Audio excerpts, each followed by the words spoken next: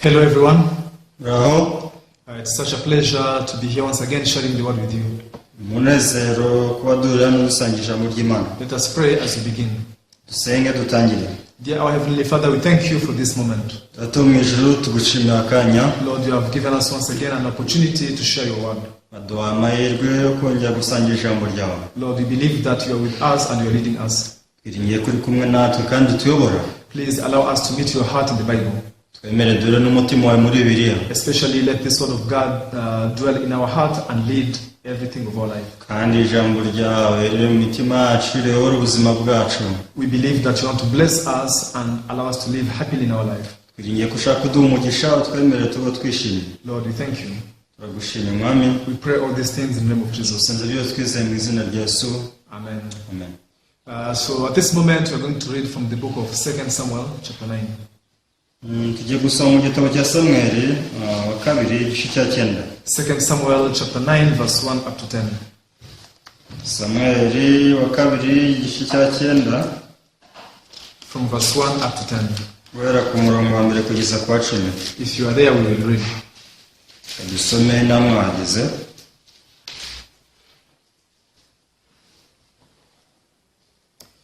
Now David said, "Is there still anyone who is left of the house of Saul, so that I may show him kindness for Jonathan's sake?"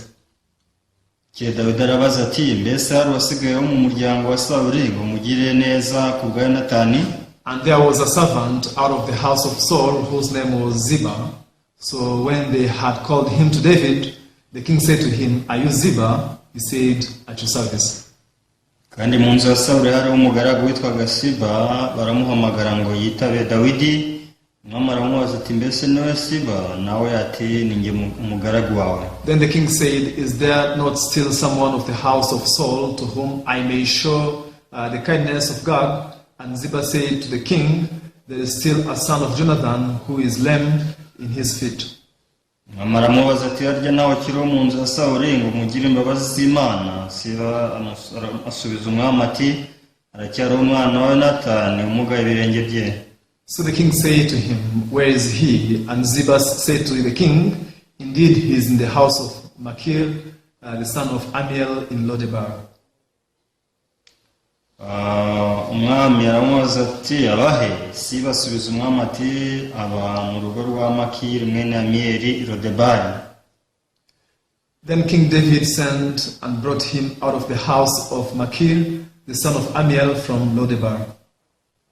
Umwami aramutumira amukura mu rugo rwa Makiri mwene Amiyeli i Lodebari.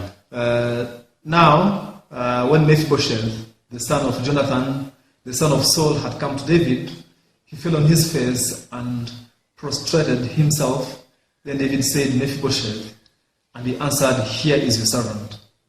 Nuko Mefibosheti mwene Yonatani mwene Sawuli yitaba Dawidi, ageze imbere ye agwa yubamye, aramuramya maze Dawidi aravuga ati, Mefibosheti. Aritaba ati, karame, umugaragu wawe ndi hano. So David said to him, "Do not fear, for I will surely show you kindness for Jonathan, your father's sake, and will restore to you all the land of Saul, your grandfather, and you shall eat bread at my table continually."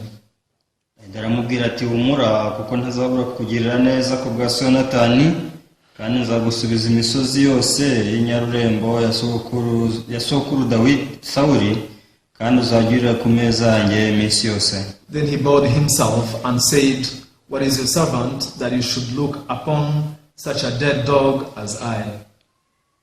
Nuko aramuramya aravuga ati, umugaragu wawe ndi iki ko unyitaho kandi ndi intumbi y'imbwa? And the king called to Ziba, Saul's servant, and said to him, "I have given to your masters all that belonged to Saul and to all his house." Umwami arakwamagara Siba umugaragu wa Sawuli aramubwira ati, ibyari bya Sawuli byose n'ibyabo mu nzu ye bose mbigabiye mwene shobuja. "You therefore and your sons and your servants shall work the land for him, and you shall bring in the harvest, that your master's son may have food to eat. But Mephibosheth, your master's son, shall eat bread at my table always." Now Ziba had 15 sons and 20 servants. Kandi we n'abagaragu bawe n'abahungu bawe n'abagaragu bawe muzajya n'umuhingira imirima ye, usarure imyaka kugira ngo mwene shobuja abone ibimutunga. Ariko Mefibosheti mwene shobuja azagerera ku meza yanjye iteka, kandi Siba yari afite abahungu 15 n'abagaragu 20. Yes, thank you. We have read up to verse 10.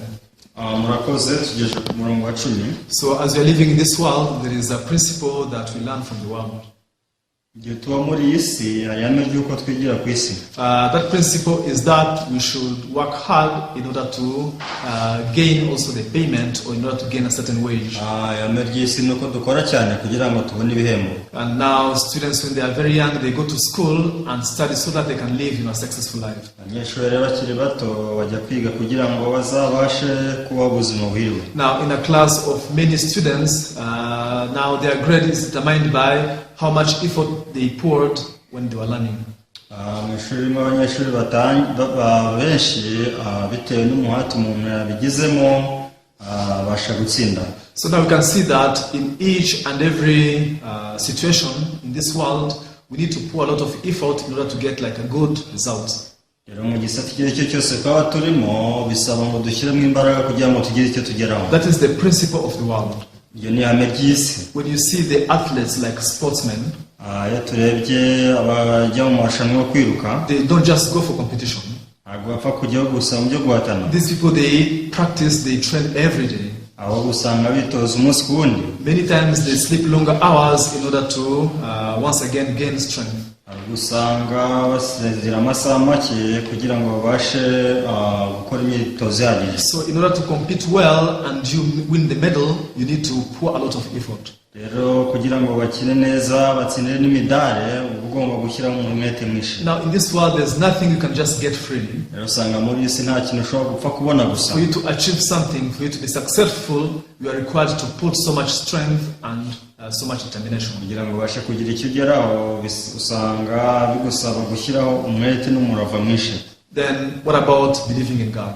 None se kwizera Imana ho bite? So many people have taken the way of the world also as they are believing in God. Usanga abantu bakoresha inzira isi ikoresha mu kwizera Imana. And now they think that God will measure how much strength, how much determination I had in believing in Him. Usanga abantu baribwira ko Imana izagendera ku mwete n'umurava umuntu abishyizemo yizera. Many religions and many churches also, they teach to serve God so hard so that they can go to heaven and be blessed by God. Amatoro n'amadini menshi yigisha abantu kugira ngo bashyiraho umwete n'umurava mu kwizera Imana. When we listen to such kind of teachings, we are very happy and it's really seen to be true. Iyo twumvise inyigisho nk'izo turishima ko abakozi basa nabi ukuri. However, when you read the Bible carefully, the Bible speaks something, very different, totally opposite to that. How does the Bible tell us? The Bible says that there are two different kinds of righteousness. The first type of righteousness is the righteousness that you can obtain by keeping all the laws and commandments. Not only the 10 commandments. Most people, they are only familiar with 10 commandments that God gave Moses now written on the 2 tablets of stones. However, in the Bible there are more than that. The book of Exodus, the book of Leviticus, the book of Numbers, and Deuteronomy, they are full of commandments and laws.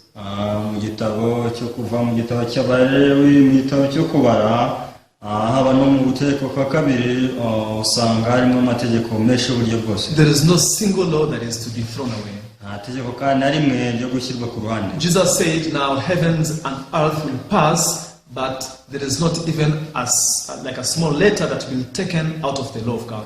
Biravuga ngo imisozi isi n'ijuru n'imisozi bizakurwaho ariko nta kanyuguti na kamwe kazagabanuka ku mategeko. Now the first righteousness can only be obtained when man has kept all the laws and commandments in the Bible.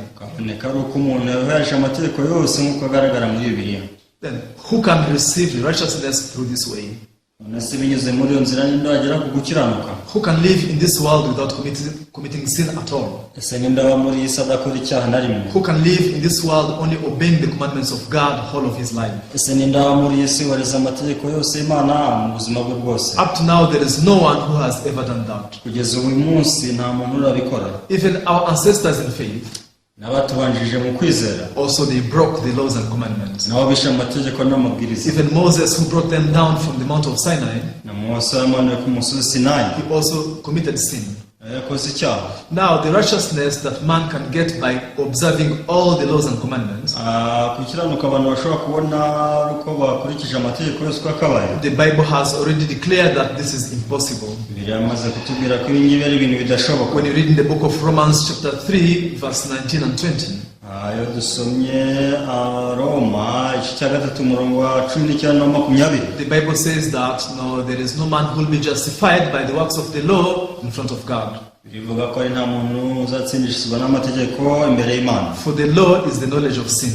kuko amategeko ari yamenyekanisha icyaha. So now we can see that this is the decision that God had made. tubasha kubona rero ko uyu ari wo mwanzuro Imana yafashe. There is no man who can be justified by the law before him. nta muntu ushobora gutsindishizwa n'amategeko imbere y'Imana. So, however, people, they don't know that this way was already closed. rero abantu bazi ko inzira amaze gufungwa. That's why they keep trying that. niyo mpamvu bakomeza bakayigenderamo. However, when we come to realize that it is impossible for me to keep all the commandments, ariko nyamara rero tumaze kumenya ngo ntibishoboka ko twakubahiriza amategeko yose, because I was already born with sin in my heart. kubera ko namaze kuvukana icyaha mu mutima wanjye. Now I have already broken the law already in my heart. namaze kwica amategeko niyo handi mu mutima wanjye. If people come to realize this, abo nibo bamaze kumenya ibyo. then they are able to discover the second righteousness that God provided. icyo gihe bashobora kumenya gukiranuka kundi Imana yatanze. What is the second righteousness? ese gukiranuka kwa kabiri ni ukuri? I want us to read the Bible in the book of Romans. kugira ngo dusome Bibiliya mu gitabo cy'Abaroma. Here there is a very interesting verse. hano hari umurongo ushishikaje cyane. So now we can read in the book of Romans chapter 3 verse 21. reka dusome igitabo cy'Abaroma igice cya 3 umurongo wa 21. Now here the Bible talks about another type of righteousness. ahangaha birivuga uburyo bundi bwo gukiranuka. How does it say? Romans chapter 3 verse 21. ese birivuga ngo cy'Abaroma ibice 3 umurongo wa 21. But now the righteousness of God apart from the law is revealed, being witnessed by the law and the prophets. ariko noneho hari gukiranuka kw'Imana kwahishuwe kudaheshwa n'amategeko, nubwo amategeko n'ibyahano ari byo biguhamya. 22. Even the righteousness of God through faith in Jesus Christ to all and all who believe, for there is no difference. gukiranuka kw'Imana bizeye bose baheshwa no kwizera Yesu Kristo ari nta tandukaniro. Now here the Bible says that there is a righteousness of God revealed apart from the law. hano biravuga ko hari gukiranuka kw'Imana kwahishuwe kudaheshwa n'amategeko. What does that mean? byose bivuze iki? This is a different righteousness from the first one. uku ni ugukiranuka gutandukanye nuko twavugaga mbere. The first righteousness, gukiranuka kwa mbere, you should not commit sin at all in whole of your life. ntagomba gukora icyaha ubuzima bwawe bwose. From your birth up to the death, you should only do good things. kuva uvutse kugeza upfuye ugomba gukora ibyiza gusa. And keep all of those laws and commandments of God. hanyuma ukubahiriza amategeko yose nk'uko tuyabona muri Bibiliya. If you can do that, mu gihe utabashije kubikora, then you can. If you can do that, then you can get the righteousness. mu gihe ubikoze kwa gukiranuka wakubona. However, now here the Bible says there is another righteousness. ariko hano biri kuvuga ngo hari gukiranuka kundi. Which one is it? ese ni ukuhe? Which is apart from the law. kudaheshwa n'amategeko. Verse 22. 22. Even the righteousness of God through faith in Jesus Christ. niko gukiranuka kw'Imana guheshwa no kwizera Yesu Kristo. Everyone, don't you think this is amazing? ese murumva ibi bidatangaje? Which one is easier? ese ni ukuhe koroshye? And which one can you choose? ni ukuhe wowe wahitamo? Many people think I should, hold myself. I should try very hard not to commit sin so that I can be righteous. abantu benshi usanga bibwira ngo nge nzifata ne gukora icyaha kugira ngo mbe umukiranutsi. And by the time they speak like this, they had already committed so many sins. nyamara mu gihe bakivuga ibyo n'abandi bamaze gucumura. But now the Bible says there is another righteousness. ariko biravangwa hari ukundi gukiranuka which is obtained by faith to believe in Jesus Christ. guheshwa no kwizera Yesu Kristo. Now, if I believe in Jesus Christ, Niba nizeye Yesu Kristo, I can be the righteous the same as the person who observed all the commandments for whole of their life. igihe mbasha kuba umukiranutsi nk'umuntu wabashije gusohoza amategeko mu buzima bwe bwose. Then which one is easier? Ese ni ukuhe koroshye? Now, believing in Jesus and becoming righteous is most easier. Kwizera Yesu ukaba umukiranutsi ni ibintu byoroshye. However, because many people don't know this secret, ariko ko abantu batazira ibanga, they don't take this way. ntabwo bakoresha iyo nzira, They choose the first one. bahitamo inzira ya mbere. I will keep the law, I will try to do good, I'll avoid committing sin, then I'll be righteous. Ati nzubahiriza amategeko, nzirinda amabi, nzakora ibishoboka byose nk'umukiranutsi. But now here, Romans chapter 3 verse 22. ariko hano mu Baroma ibice 3:22, Even the righteousness of God through faith in Jesus Christ to all and all who believe. biravangwa no gukiranuka kw'Imana bizeye bose baheshwa no kwizera Yesu Kristo. All who believe. Kwizera Yesu Kristo, All of them. bose abamwizera. And the Bible says, for there is no difference.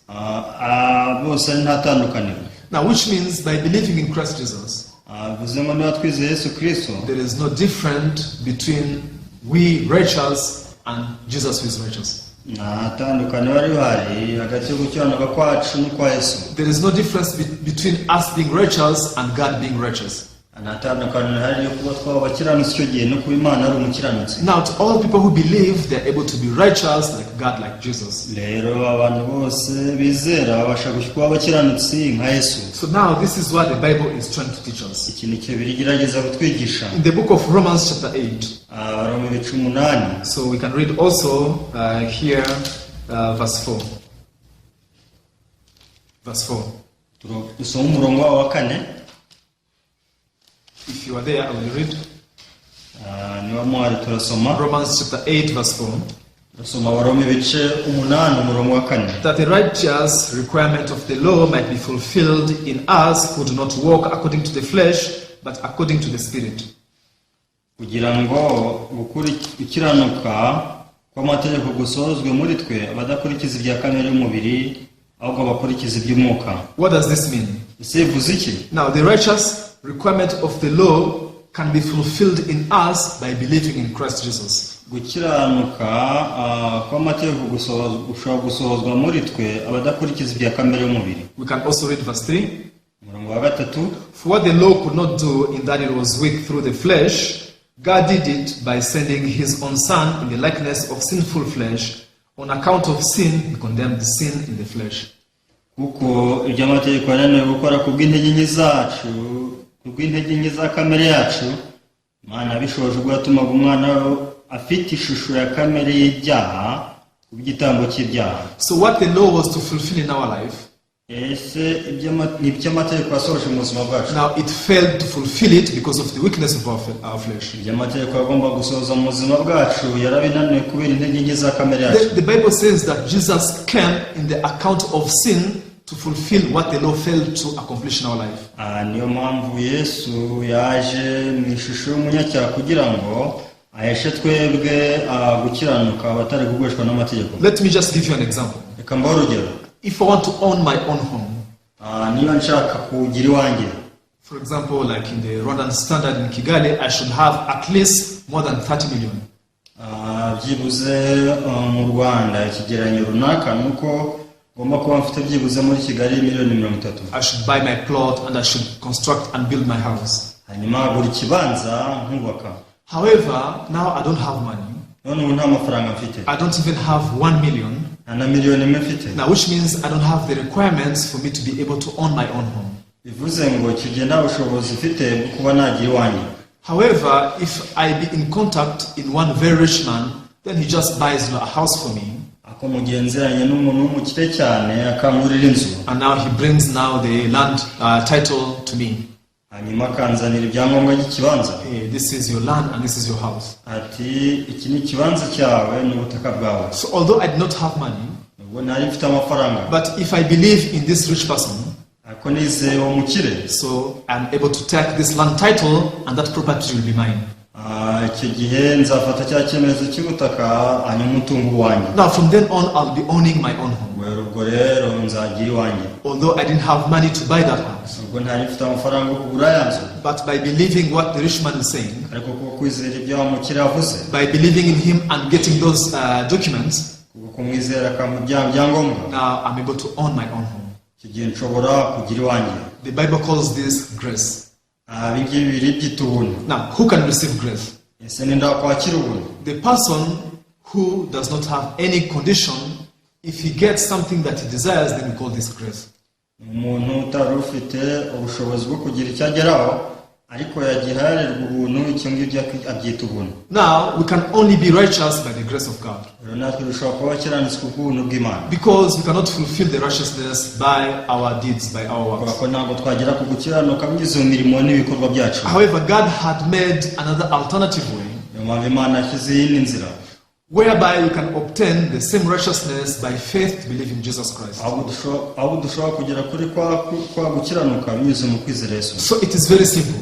Rero biroroshye. The reason why people fail to get righteousness and just end, as sinners, impamvu abantu badashobora kubona gukiranuka bagakomeza ari abanyabyaha, because they keep holding the first way, nuko bakomeza bagakoresha inzira ya mbere, which is not possible. ari nayo nzira idashoboka. I will never speak lie. Nzabeshya. I will never steal. Nziba. I will always keep the Sabbath. Nzahora nubaha isabato. Always I'll be giving offering and tithe. Bose nzahora ntanga icyaciro n'amaturo. People try to do such kind of things in order to be righteous. Abantu bagerageza gukora ibintu nk'ibyo kugira ngo bakiranutse. But all of them 100%.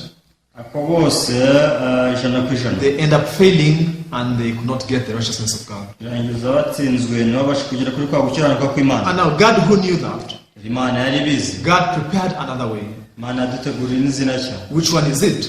Se ni iyihe? So now you are able to get the same righteousness just by faith to believe in the works of Jesus. Ngo ushobora kubona gukiranuka binyuze mu kwizera imirimo ya Yesu Kristo. By yourself you cannot be perfect 100%. Ubwawe ntabwo ushobora gutungana ku bwawe. However, if you believe in Jesus, ariko niba wizeye Yesu, you can be the same perfect 100%. ushobora gusanga uri umukiranutsi 100%.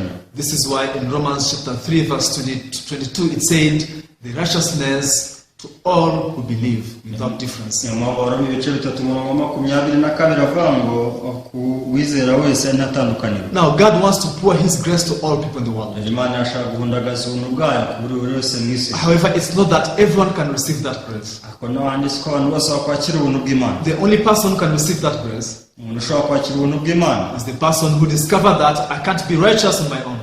umuntu wataye ngo njye sinashobora kuba umukiranutsi ku bwanjye. I cannot keep all the commandments of God. Njyewe sinshobora kubahiriza amategeko y'Imana. I cannot hold myself from not committing sin. sinshobora kwifata ngo ne gukora icyaha. Those who give up, ababiretse, those who surrender truly, before God, rwose bamanitse amaboko imbere y'Imana. these are the people whom God can pour his grace to them. Abangaba nibo Imana ishobora guhundagaza ubwabo bwayo. Now, those who live in Rwanda, there is a national program of the government called Girinka Munyarwanda. Baba mu Rwanda hari gahunda bashyiraho na leta yitwa Girinka. That means is a program of welfare assisting extremely poor family by giving them like cattle, like cows and so on. Ni gahunda yo kuvana abaturage mu bukene zihabwa batishoboye kugira ngo babashe kugira umusaruro babona binyuze muri ibi. Now, when the government is to supply these cows to the people, leta ishagwa abantu izo nka. do you know who get them? Ese uyibona uwo ari we? Not those who are rich. Ntabwo ari babandi b'abakire. Not even those who are in the middle class. Ntabwo ari babandi bari mu cyeregati. Now, government provide the cows to those who are extremely poor, those who are very poor. Ahubwo leta inka b'abantu kuko bagaragara ko ari abatindi, abakene. Now, who can receive the righteousness of God?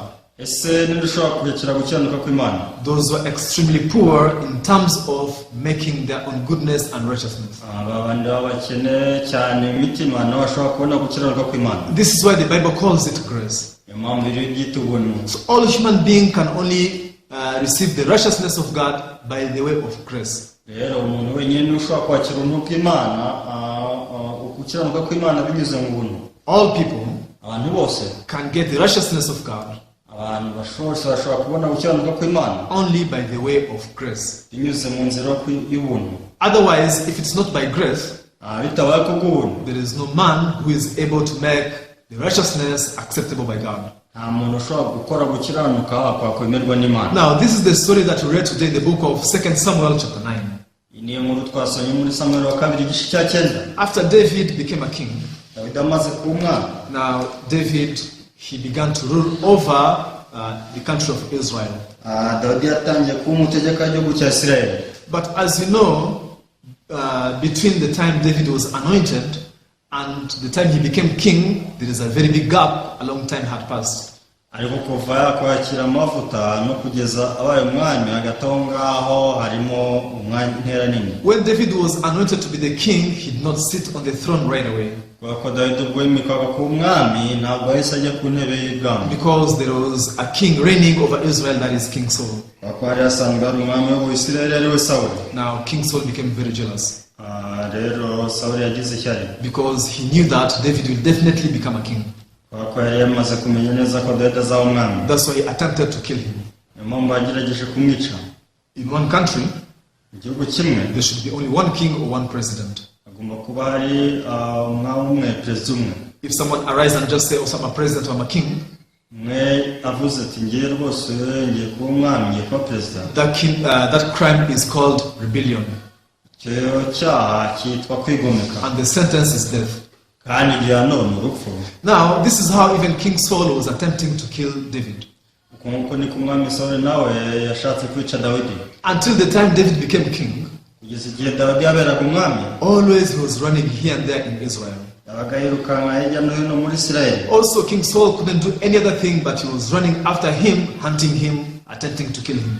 Ikindi kandi Sawuli nawe nta kindi yakora usibye kumwiruka inyuma ngo amwice. Now, when David saw that things were difficult, he even fled to the country of Philistines. Rero ubwo Dawidi yabonaga ibintu bikaze nibwo yemeye akungira no mu gihugu cy'Abafilisitiya. Now, we can say that there was enmity between King David and Saul. Ushobora kubona rero urwango hagati ya Dawidi na Sawuli. That's why, after David became king, Impamvu Dawidi amaze kuba umwami, this was the expectation of all people. ikindi cyari icyifuzo cy'abantu bose. Now, David is going to utterly destroy all people who have any relation with Saul. Rwose Dawidi agiye kwica buri muntu wese ufite igisano na Sawuli. Because Saul has always tried to kill David. Kuko Sawuli yagerageje kenshi kwica Dawidi. Now, all the remaining people from the house of Saul could hide themselves. Abantu basigaye gusa mu nzu ya Sawuli, They could always hide themselves. bagombaga guhora bihisha. Now, one day David spoke something very amazing and surprising. Umunsi umwe rero Dawidi yavuze ikintu gitunguranye gitangaje. This is the story that we read in the book of 2 Samuel chapter 9. Iyo nkuru twasomye muri Samuel wa kabiri igice cya 9. Now, let's read verse 1. Kadusoma umurongo wa mbere. Now David said, "Is there still anyone who is left of the house of Saul, that I may show him kindness for Jonathan's sake?" Dawidi ati ese haba hari ikiro mu nzu ya Sawuli umugirire neza ku bwa Yonatani. Now nobody could imagine that David could speak like this. Rwose nta muntu wari uteze ko Dawidi ashobora kuvuga gutya. What did the king say? Ese umwami avuze ngo iki? "Is there anyone left of the house of Saul, that I may show him kindness?" Ese ngo haba hari ikiro mu nzu yo kwa Sawuli ngo umugirire neza. How can David show kindness to the house of Saul? Ese ni gute Dawidi yagirira neza inzu ya Sawuli? Saul, who have been always tried to kill David. Sawuli yagerageje igihe kinini ngo yice Dawidi. Then we can see David lived with another heart, which is not the heart of human being. Tubasha kubona ko Dawidi yabanaga n'umutima wundi atari umutima w'Imana. Here in this story, Muri ino nkuru David is the symbol of Jesus Christ. Dawidi ni igishushanyo cya Yesu Kristo. And now we can see that David lived with the heart of God. Ariko tubasha kubona ko Dawidi yabanye n'umutima w'Imana. How can a human being plan just to reward and to show kindness and mercy to their enemies? Ese ni gute umuntu ubwe yakwemeza kugirira neza akagororera inzu y'umwanzi we? Now what is logic is, Ikiyumvikana n'iki nuko David would have had to revenge. Dawidi yari kugira umutima wo kwihorera. Or at least if he doesn't revenge, Cyangwa se niba atagihorera he could just leave them, to live their way. yashobora kubareka bakiberaho. However, David did not just revenge to the house of Saul. ariko no handi Sawuli ntabwo yihore ku nzu ya Sawuli. Also, David did not just let them live, hiding. kandi Dawidi ntiyatumye bakomeza kubaho bihishe. Now, David was asking, is there anyone remaining? kuko Dawidi yakomeje kubaza ngo se haba harusigaye. Maybe in the beginning people were thinking, now he's going to kill them. ahari abantu bashobora kuba baratekereza ngo bigitangira tubagiye kutwica. However, David, who lived with the heart of God, ariko Dawidi wanaga n'umutima w'Imana. now in his words he said that I may show him kindness. ati se sinamwereka ineza y'Imana. Now there was one man who knew a person called Mephibosheth. hari umuntu wari uzi neza uyu muntu witwa Mefibosheti. Now he went to the King David and said there is a grandson of Saul called Mephibosheth. yagiye abwira umwami Dawidi ati hari umwuzukuru wo mu nzu ya Sawuli. Now David said, you bring him to me. Dawidi ati nimumunzanire. Now David spoke to him in verse 7. Dawidi aravuga mu murongo wa 7. So David said to him, do not fear, for I will surely show you kindness for Jonathan your father's sake, and I will restore to you all the land of Saul your grandfather, and you shall eat bread at my table continually. Dawidi aramubwira ati humura kuko ntazabura kukugira neza ku bwa so Yonatani, kandi nzagusubiza imisozi yo mu isanzure ya sogokuru Sawuli, kandi uzagira ku meza yanjye iminsi yose. Now this is what David spoke to Mephibosheth. ibi nibyo Dawidi yabwiye Mefibosheti. Do not fear, ntugire ubwoba, for I will show you kindness nzakugira neza for your Jonathan your father's sake, ku bwa so Yonatani, and I will restore to you all the land of Saul, kandi nzakwegura imisozi ya sogokuru ya Sawuli, and you shall eat bread at my table continually. kandi uzagira ku meza yanjye iteka. How can this be? ese ibi byabaho bite? Now, this is not the heart of human being. uyu rero ntabwo ari umutima w'umuntu. All human being can do is only to kill Mephibosheth because he is enemy to David. icyo abantu babasha gukora ni ukwica Mefibosheti kubera ko Sawuli yari umwanzi wa Dawidi. Hey, do you know how much I suffered because of your grandfather? ati uzi uburyo ki nataye umutwe kubera sogokuru zawe? Now I'm going to kill you also. rero nawe ndakwica. That's what you deserve. icyo wari ukwiriye. That is the heart of man. rero ari umutima w'Imana. That's the heart of man. ubu ni umutima w'Imana. Man. That's the ubu ni heart of umutima man. w'umuntu. But now the heart of God ariko umutima w'Imana is that I will show you kindness. ndakugirira neza. I just want to give you grace. ndashaka kugira ubuntu. I will restore everything that belonged to your grandfather. bose nzaguha ibya umutungo wa sogokuru wawe wose. From now on you shall eat bread at my table continually. ndetse guhera ubu uzagira ku meza yanjye iteka. Everyone, do you know who can eat at the table of the king continually? ese muzi umuntu ushobora kurira ku meza y'umwami ibihe byose? Only the prince and the princess. ni umwana w'umwami gusa. Not even the generals or the king's eunuch. ntabwo ari abasirikare bandi bakomeye. Only the prince and the princess. ahubwo ni abana b'abami gusa. Which means now David is telling Mephibosheth, niyo mpamvu Dawidi yakubwiye Mefibosheti ati hey, Mephibosheth, you are my son. Mefibosheti uri umwana wanjye. Oh, Mephibosheth, I consider you as a prince. Mefibosheti ngufata nk'umwana wanjye w'umuhungu. I will give you all the things that belong to your grandfather. bose nzaguha ibyaso byose. You shall eat bread at my table forever. tuzagirira umutsima ku meza yanjye. Now when Mephibosheth heard this, Mefibosheti ubwo abyumvaga he couldn't believe what he's hearing. ntabwo ashobora kumenya ibyo ari kumva. Oh, can this really happen? ese ibyo byabaho? I'm deserved to perish. igihe nkwiye gupfa. I deserve to be killed. nkwiriye kwicwa. But the king is saying that his poor kindness on me. none umwami ari kuvuga ngo arangirira neza. Now the Bible calls this grace. hose ibi nicyo twitwa ubuntu. So in the beginning, I couldn't understand how David could do this. gitangira ntabwo nashobora kumva impamvu Dawidi yakoze atyo. However, if you read the Bible closely, ariko usomye Bibiliya witonze, there is something the Bible keeps repeating. hari amagambo Bibiliya itavuze. There is something the Bible is keep repeating. hari amagambo Bibiliya ikomeza gusubiramo. In verse 1, umurongo wa mbere, the Bible says that I will show him kindness for Jonathan's sake. aravuga ngo nzamugira neza ku bwa Yonatani. Now, why is David showing kindness? ese kuki Dawidi agaragaza neza? For Jonathan's sake. ni ukubera Yonatani. Even verse 7 also. umurongo wa 7 nawo, In the middle, it says that I will surely show you kindness for Jonathan, your father's sake.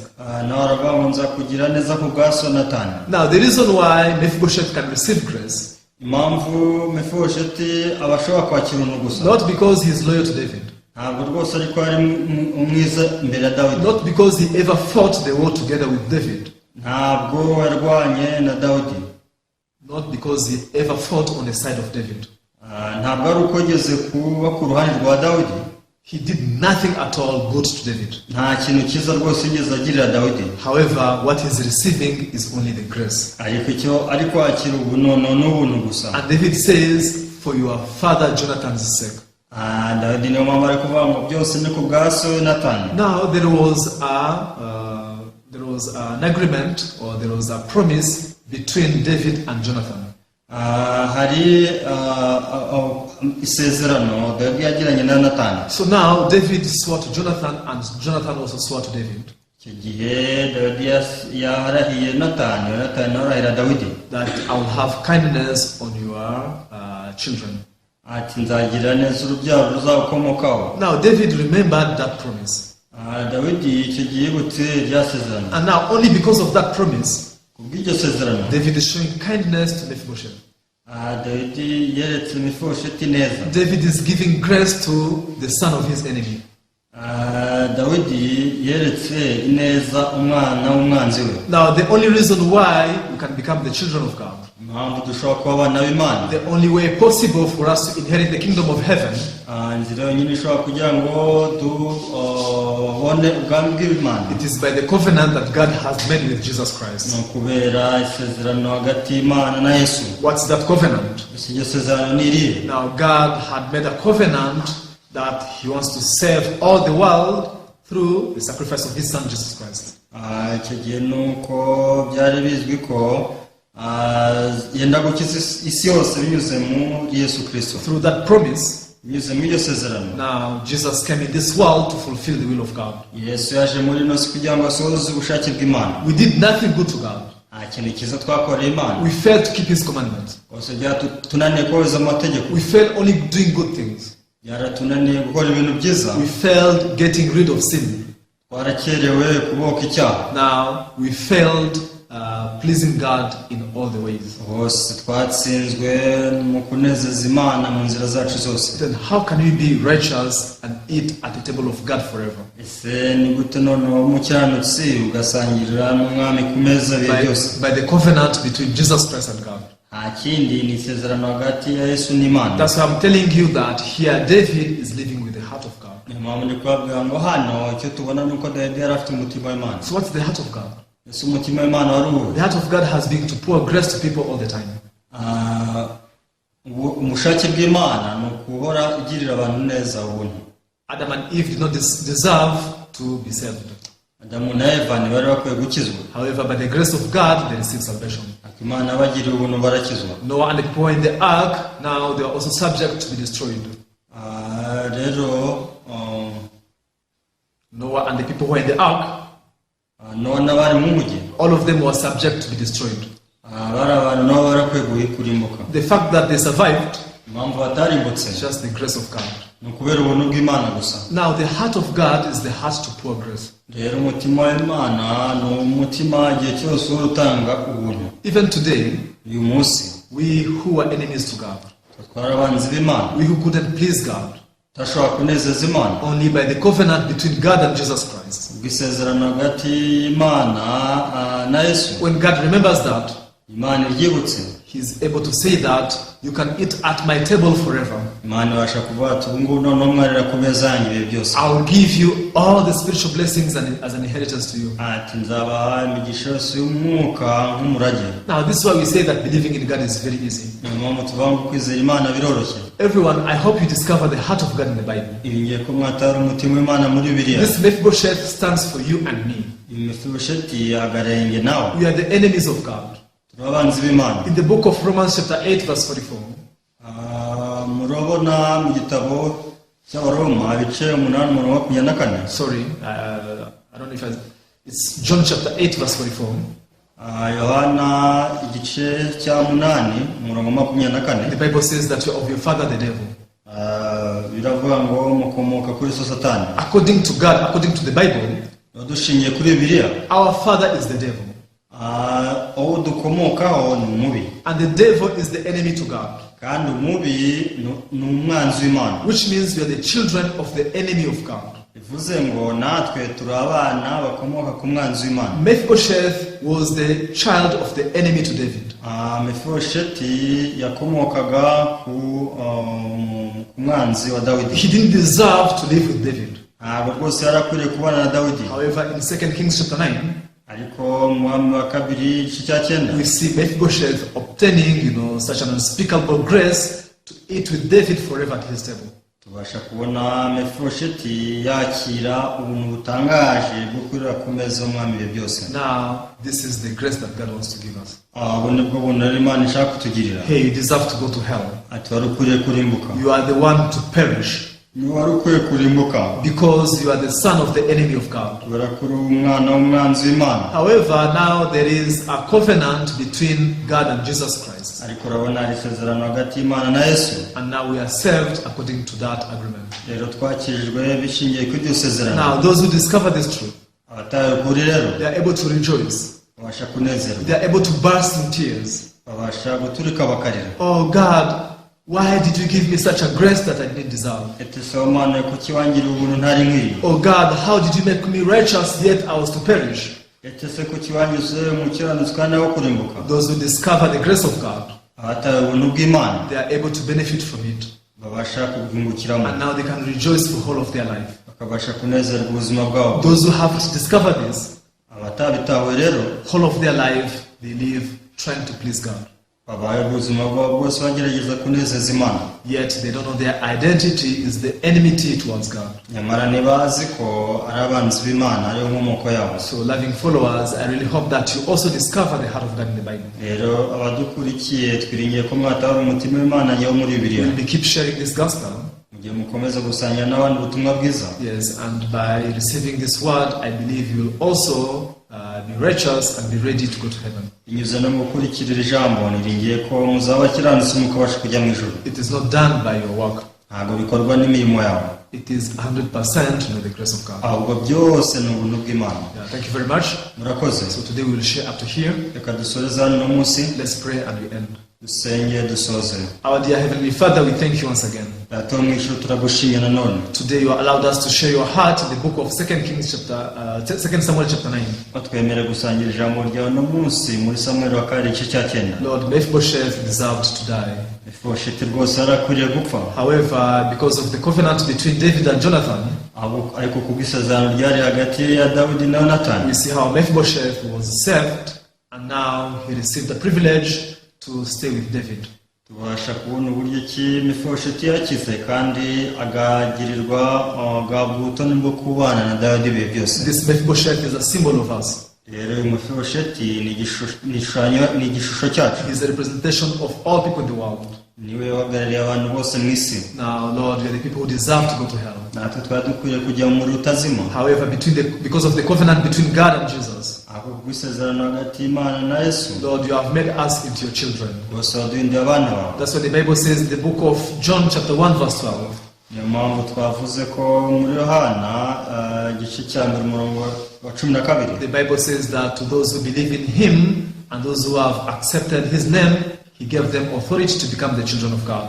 abantu bamwemeye bakizera izina rye yabaye ubushobozi bwo kuba abana b'Imana. Lord, today we are your children by faith to believe in the works of Jesus. rero turi abana b'Imana kubwo kwizera imirimo ya Yesu Kristo. Lord, we thank you for that great blessings that you have given us. turagushimira mwami kubw'ubwo buntu buhambaye waduhaye. Continuously bless us through this evening fellowship. ukomeze duhe umugisha binyuze mu materaniro y'umugoroba. Father, we thank you. natwe turagushimira. We pray all these things in the name of Jesus. dusenze byose twizeye mu izina rya Yesu. Amen. Thank you very much. murakoze cyane. See you next time. naho ubutaha.